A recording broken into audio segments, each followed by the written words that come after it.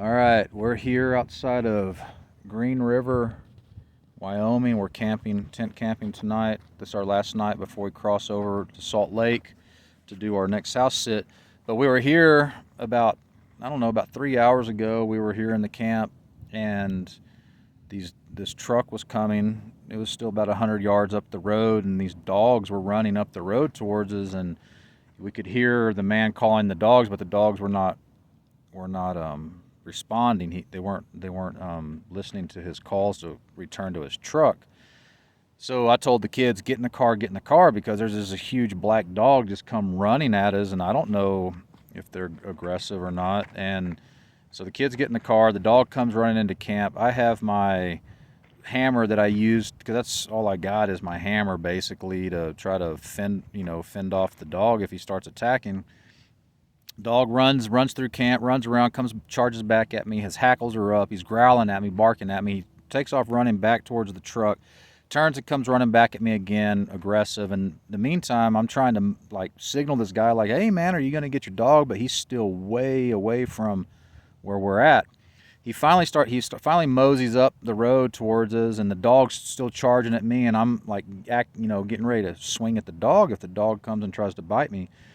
And as the guy's coming down the road, he accelerates his truck, and he swerves his truck at me like he's going to run me down in his truck, and then he pulls back onto the road, and he's cussing at me, telling me to leave and go back to where I come from. And I'm telling him, you need to control your dogs. And I've got kids and we're camping, and he's like, this is not campgrounds and blah blah blah. Well, we're on BLM land, so there is a campsite here that's been established. There's a fire ring right there, and there's another little fire spot right there, and this is a little pull out off the main road. Okay, yeah, not designated campgrounds like in a state park, but still people camp. This is what people do. There's someone down there, there's someone back there, you can see someone boondocking. So anyway, the guy pulls up to about right there, gets out of his truck, and he comes back, and he's getting pretty aggressive with me. And he tells me that this is not my property, that his dogs can be wherever they want, and then we just get into a long argument, and I finally tell the guy he needs to leave, that he's breaching the peace, and then I'm about to call the sheriff's department.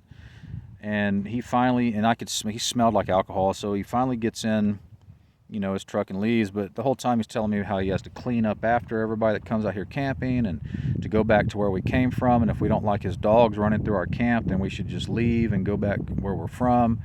And I don't know, just retarded. So he gets his dogs in his truck, he leaves, and I immediately call the local sheriff's department and make a report so they can make contact with him.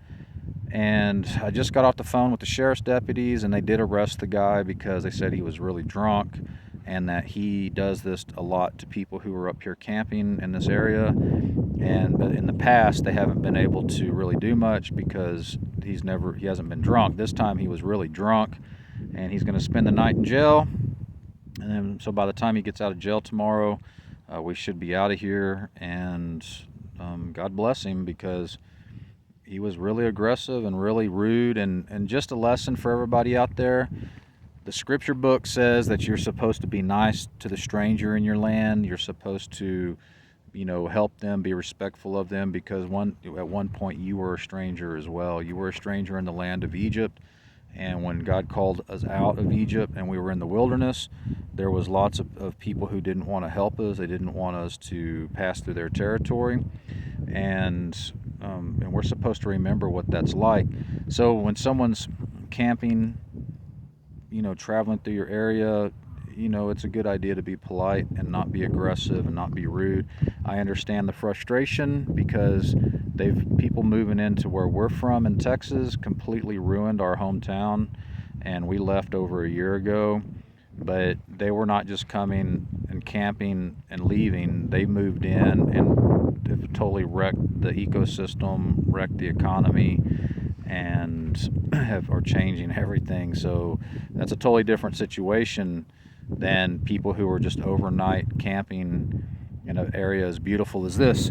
So the reason we stayed here is because the sunsets, because we're way up in the air, way up in the air. You can't even hardly see because, but maybe you can see I-80 and the train tracks down there. Look at all the badlands.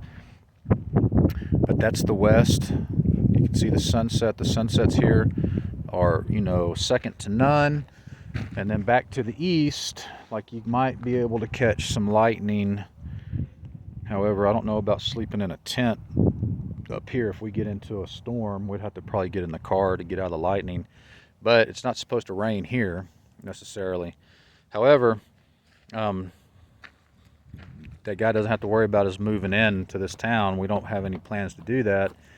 We're just passing through, and I just want to share this area with the kids. And the next time we come through here, we'll probably stay south of here in the gorge, because there's a big gorge down here, big lake, lots better camping.